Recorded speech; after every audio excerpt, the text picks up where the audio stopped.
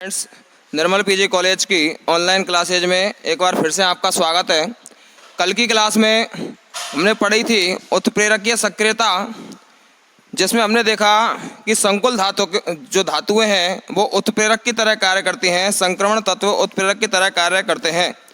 हमने देखा कि प्रथम संक्रमण श्रेणी के जितने भी तत्व हैं मोस्टली तत्व उत्प्रेरक की तरह कार्य करते हैं, लेकिन प्रथम संक्रमण श्रेणी को छोड़कर कुछ तत्व जैसे MO, molybdenum, platinum, palladium, tungsten, ये भी एक अच्छे उत्प्रेरक की तरह कार्य करते हैं। हमने देखे दो प्रकार के उत्प्रेरक थे, समांगी उत्प्रेरक और विषमांगी उत्प्रेरक। समांगी उत्प्रेरक किसे बोला? जिसकी भौतिक अवस्था क्रियाकारक या अभिकारक के समान हो, ऐसे उत्प्रेरक समांगी उत्प्रेरक कहलाते हैं। चूँकि हम जानते हैं कि किसी भी अभिक्रिया में पार्टिसिपेट करने के लिए इलेक्ट्रॉन त्यागने और इलेक्ट्रॉन ग्रहण करने की आवश्यकता पड़ती है, और जो संक्रमण तत्व हैं ये संक्रमण तत्व क्या करते हैं? परिवर्तनीय संयोजकता प्रदर्शित करते हैं, और परिवर्तनीय संयोजकता प्रदर्शित करने के कारण ये इलेक्ट्रॉन त्याग भी सकते हैं और इलेक्ट्रॉन ग्रहण भी कर सकते हैं। इसलिए प्रथम संक्रमण श्रेणी के जो तत्व हैं वो समांगी उत्प्रेरक की तरह कार्य करते हैं।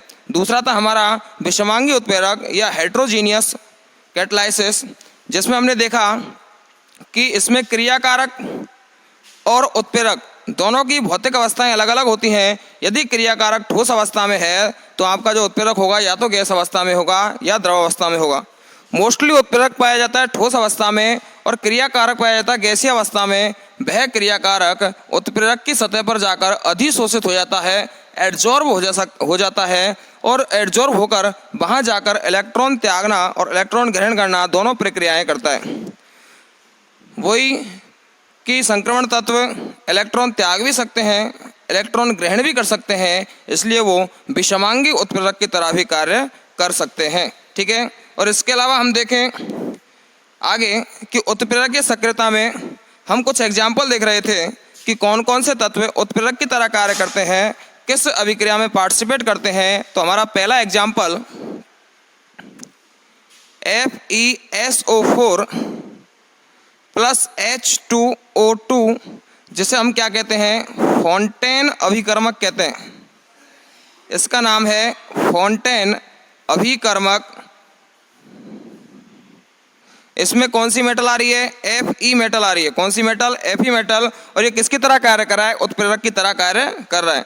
अब इस उत्प्रेरक का कार्य क्या है? ये जो आपका FeSO4 और H2O2 उत्प्रेरक है, जिसे हम फॉन्टेन अभिकर्मक कहते हैं, यह उत्प्रेरक क्या करेगा? यह उत्प्रेरक प्राइमरी एल्कोहल को किस में कन्वर्ट कर देगा? एल्डिहाइड में कन्वर्ट कर देगा। कौन सा उत्प्रेरक? फॉन्टेन अभिकर्मक FeSO4 प्लस H2O2। ठीक है, पहला उत्प्रेरक कौन सा है? FeSO4 plus H2O2। नाम क्या है? फॉन्टेन अभिकर्मक। कार्य क्या है इसका? यह प्राइमरी एल्कोहल या प्राथमिक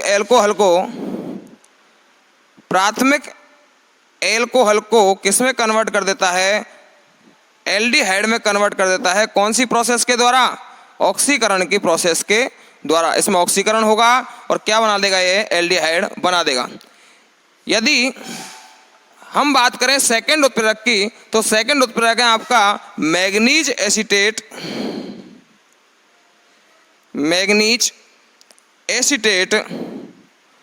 और यदि इस उत्प्रेरक की बात की जाए तो यह उत्प्रेरक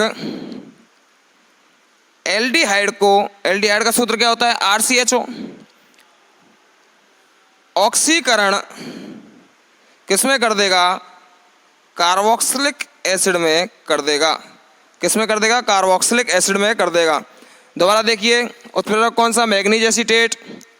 किसको? एल्डिहाइड का ऑक्सीकरण किसमें कर देगा? एल्डिहाइड का ऑक्सीकरण कर देगा कार्बोक्सिलिक एसिड में। कौन सा उत्प्रेरक? मैग्नीज एसीटेट उत्प्रेरक। कौन सा उत्प्रेरक? मैग्नीज एसीटेट उत्प्रेरक। यदि हम तीसरे उत्प्रेरक की बात करें तो हमारा तीसरा उत्प्रेरक है कॉपर और वेनेडियम। तीसरा उत्प्रेरक कौन सा है? कॉपर और वेनेडियम। यदि इन उत्प्रेरक की बात करें तो ये उत्प्रेरक साइक्लोहेक्सेनॉल, ये क्या है? साइक्लोहेक्सेन। मैं क्या बोल रहा हूँ? साइक्लोहेक्सेनॉल। ऑल किसके लिए लगता है? ऑल लगता है एल्कोहल के लिए, OH ग्रुप के लिए, हाइड्रोक्सिल ग्रुप के लिए। ठीक है। तो ये क्या हो गया आपका साइक्लोहेक्जेनॉल तथा साइक्लोहेक्जेनॉन। ये साइक्लोहेक्जेन पीछे क्या लगा नॉन मतलब ऑन। ऑन किसके लिए लगता है? कीटोन के लिए। और कीटोन क्या होता है? Double bond O. तो ये जो आपका कॉपर और वेनेडियम उत्प्रेरक है ये साइक्लोहेक्जेनॉल और साइक्लोहेक्जेनॉन दोनों को एडिपिक एसिड में कन्वर्ट कर देता है। ये जो स्ट्रक्चर है ये स्ट्रक्चर किसकी है? एडिपिक एसिड की स्ट्रक्चर है। ये जो आपकी संरचना है किसकी है? साइक्लोहेक्जेनॉल। साइक्लोहेक्जेन जिसके ऊपर OH ग्रुप लगा, OH ग्रुप मतलब हाइड्रोक्सिल ग्रुप लगा, और हाइड्रोक्सिल ग्रुप के लिए कौन सा प्रीफिक्स यूज में लेते हैं? ऑल। ठीक है। ये भी साइक्लोहेक्जेन बाद में कीटोन ग्रुप लगा और उसके लिए क्या लेते हैं अपन काम में? ऑन। ठीक है। तो इसका नाम क्या हो जाएगा? साइक्लोहेक्जेनॉन। और ये जो आपका उत्पाद बना है इस उत्पाद को क्या कहते हैं हम? Adipic acid. कौन से उत्प्रेरक की उपस्थिति में? कॉपर और वेनेडियम उत्प्रेरक की उपस्थिति में। ठीक है। कॉपर व वेनेडियम उत्प्रेरक क्या करते हैं? साइक्लोहेक्जेनॉल और साइक्लोहेक्जेनॉन के जो मिश्रण है उस मिश्रण को एडिपिक एसिड में कन्वर्ट कर देते हैं। और यदि मैं बात करूं एडिपिक एसिड की तो आपने नाम सुना होगा नायलॉन 66, नायलॉन 66। यह किससे मिलकर बना होता है? यह बना होता है एडिपिक एसिड, एडिपिक एसिड व हेक्सा मिथाइलिन डाई एमीन। जो नायलॉन 66 है वो एडिपिक एसिड और हेक्सामेथिलीन डाई एमीन का बहुलक है। कौन? नायलॉन 66। तो नायलॉन 66 के निर्माण में काम आने वाला एडिपिक एसिड का निर्माण कौन से उत्प्रेरक की उपस्थिति में किया जाता है? कॉपर और वेनेडियम की उपस्थिति में किया जाता है। क्रियाकारक कौन कौन है? साइक्लोहेक्जेनॉल और साइक्लोहेक्जेनॉन ये क्या है? क्रियाकारक हैं। यदि मैं बात करूं नेक्स्ट उत्प्रेरक की तो आपका नेक्स्ट उत्प्रेरक है FeMO। Fe मतलब आयरन और MO मतलब मोलिब्डेनम। ये दोनों उत्प्रेरक क्या करते हैं? अमोनिया बनाने की, अमोनिया निर्माण की हेबर विधि में कार्य करते हैं। हेबर विधि में क्या होते हैं? काम आते हैं। अमोनिया बनाने की हेबर विधि बहुत प्रचलित है, हम इसे 11th क्लास से ही पढ़ते आते हैं। कौन सी है? N2 plus H2 equal to कौन सा उत्प्रेरक? FeMO उत्प्रेरक। और क्या बनाएगा? 2NH3। ये क्या है? अमोनिया बनाने की हेबर विधि है। कौन सी विधि है? अमोनिया बनाने की हेबर विधि। कौन सा उत्प्रेरक? आयरन और मोलिब्डेनम उत्प्रेरक है। नाइट्रोजन और हाइड्रोजन के मिश्रण को, नाइट्रोजन गैस और हाइड्रोजन गैस के मिश्रण को अमोनिया में कन्वर्ट कर देता है। कौन? आयरन और मोलिब्डेनम उत्प्रेरक। ठीक है। नेक्स्ट यदि मैं बात करूं, नेक्स्ट उत्प्रेरक है आपका B2O5। इसका यदि नाम लिखें तो ये हो जाएगा वेनेडियम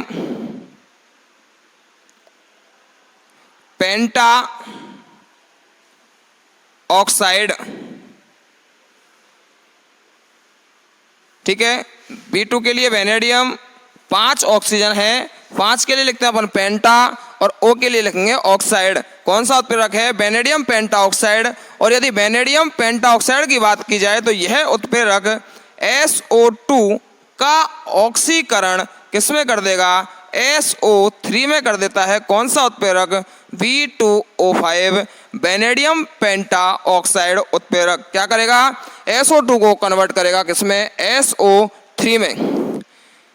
अब इस रिएक्शन को यदि हम संतुलित करें तो यहाँ पर 2 लगाएं, इधर भी 2 लगाएं तो हम देखेंगे कि यहाँ पर टोटल सल्फर कितने? 2।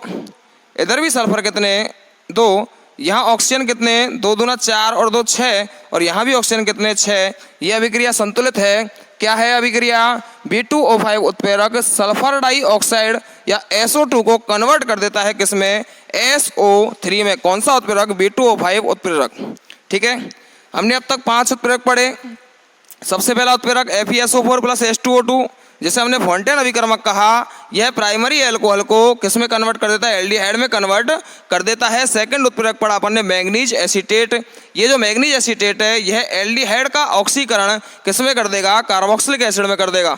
बात करें हम कॉपर की और वेनेडियम उत्प्रेरक की, तो कॉपर और वेनेडियम उत्प्रेरक साइक्लोहेक्सेनॉल और साइक्लोहेक्सेनॉन के मिश्रण को एडिपिक एसिड में कन्वर्ट कर देता है। एडिपिक एसिड नायलॉन 6 के निर्माण में क्या होता है? काम आता है। क्यों? क्योंकि इसका निर्माण किससे होता है? एडिपिक एसिड व हेक्सामेथाइलिन डाइएमीन से मिलकर किसका निर्माण होता है? नायलॉन 66 का निर्माण होता है, नायलॉन 66 का निर्माण होता है। तो यह एडिपिक एसिड किसके निर्माण में काम आता है? नायलॉन 66 के निर्माण में। इसका निर्माण किससे हो रहा है? साइक्लोहेक्सेनॉल और साइक्लोहेक्सेनॉन। हेक्सेनॉल क्यों बोला? क्योंकि OH ग्रुप लगा हुआ है, OH के लिए काम लेते हैं अपन ऑल, और ये जो रिंग है वो कौन सी रिंग है? साइक्लोहेक्सेन रिंग है। ठीक है, इसके बाद ये भी साइक्लोहेक्सेन रिंग है, लेकिन इसके ऊपर लगा हुआ है double bond O, ketone group, और कीटोन ग्रुप के लिए काम में लेते हैं अपन ऑन, इसलिए कौन सा हो जाएगा? ये साइक्लोहेक्सेनॉन। उत्प्रेरक कौन सा? कॉपर और वेनेडियम। बनेगा क्या? Adipic acid. ठीक है, ये 5 रिएक्शंस अपन ने पढ़ ली। नेक्स्ट रिएक्शन क्या थी आपकी? Fe और MO उत्प्रेरक या आयरन और मोलिब्डेनम उत्प्रेरक अमोनिया बनाने की हेबर विधि में काम आते हैं। कौन सी विधि में काम आते हैं? अमोनिया बनाने की हेबर विधि में काम आते हैं। और इस Fe और MO उत्प्रेरक के उपस्थिति में N2 और H2 नाइट्रोजन और हाइड्रोजन गैस किसका निर्माण करती है? अमोनिया का निर्माण करती है। आपका नेक्स्ट क्या था? B2O5 vanadium penta oxide. यह vanadium penta oxide sulphur dioxide SO2 को कन्वर्ट कर देती है सल्फर ट्राई ऑक्साइड में। ठीक है, इसके बाद नेक्स्ट अगर बात करें TiCl4, इसका नाम लिखें तो Ti का मतलब टाइटेनियम। 4 के लिए कौन सा वर्ड काम में लेंगे? 4 के लिए लेंगे टेट्रा, और Cl के लिए कौन सा वर्ड काम में लेते हैं? क्लोराइड। कहने का मतलब कौन सा नाम हो गया? Titanium tetra chloride. यदि इस उत्प्रेरक की बात करें या TiCl4 की बात करें तो इस उत्प्रेरक के द्वारा निर्माण होता है जिगलर नाटा उत्प्रेरक का। कौन सा उत्प्रेरक? जिगलर नाटा उत्प्रेरक का निर्माण किसके द्वारा होता है? TiCl4 के साथ मिलकर होता है। ठीक है, तो TiCl4 उत्प्रेरक है आपका, इसके द्वारा निर्माण किसका होगा? जिगलर नाटा उत्प्रेरक का। और जिगलर नाटा उत्प्रेरक की बात की जाए तो यह जिगलर नाटा उत्प्रेरक एथाइलिन या एथीन का बहुलीकरण कर देता है। किसमें? पॉलीएथीन में। किसमें? पॉलीएथीन में। यहाँ पर N से मतलब क्या है? यहाँ पर N से मतलब है क्या कि यहाँ पर N इकाइयाँ हैं। N का मान कुछ भी हो सकता है, 2, 4, 5, कितना भी हो सकता है। N इकाइयाँ हैं किसकी? एथिलीन या एथीन की। ये N इकाइयाँ TiCl4 के द्वारा बनाए गए जिगलर नाटा उत्प्रेरक की उपस्थिति में क्या होता है? इनका हाइड्रोजीनीकरण या बोल सकते हैं बहुलीकरण होता है। और इनका बहुलीकरण होकर ये इकाइयाँ देखो किस प्रकार से जुड़ेंगी?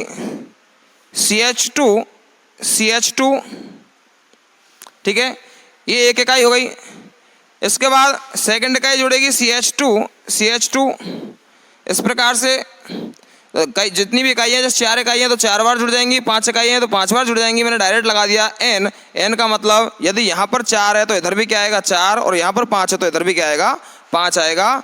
आपका उत्प्रेरक है जिगलर नाटा उत्प्रेरक, जिसने कार्य क्या किया? इसने एल्कीन को या बोल सकते हैं एथीन को किस में कन्वर्ट किया? पॉलीथीन बहुलक में कन्वर्ट किया। नेक्स्ट उत्प्रेरक की यदि बात की जाए तो आपका नेक्स्ट उत्प्रेरक है